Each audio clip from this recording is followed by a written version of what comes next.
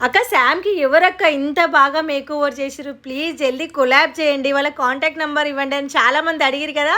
So, screen పైన contact number అయితే ఇస్తున్నాను. అండ్ ఇన్‌స్టాలో కొలాబ్ చేస్తాను.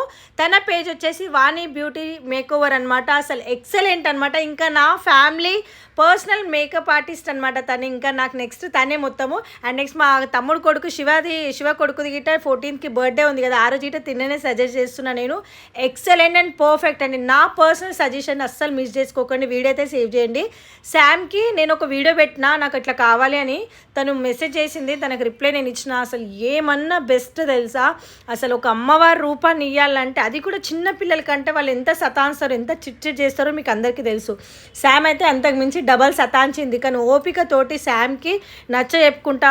శామ్ ఐలాషెస్ పెడతా అంటే ఇట నాకు వద్దని పీకేస్తే ఇట తను ఎంత బాగా ఎక్స్ప్లెయిన్ చేసి శామ్‌కి పెట్టడం కానీ ప్రతి ఒక్కటి ఎక్సలెంట్గా. శామ్కే కాదు అద్విత గిట అమ్మవారి గెటప్ వేసింది. తను మళ్ళీ చిన్నపిల్ల నారాజ్ కావద్దని.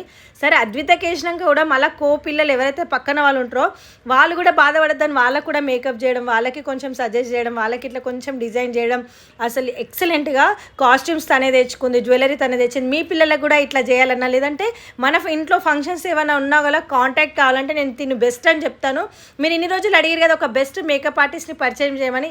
ఇంకా నేనైతే fix Vani is my best అనేసి. సో మీకు కనుక కావాలనుకుంటే మీ ఇంట్లో ఫంక్షన్స్ ఉంటే తన కాంటాక్ట్ నెంబర్ ఇచ్చాను.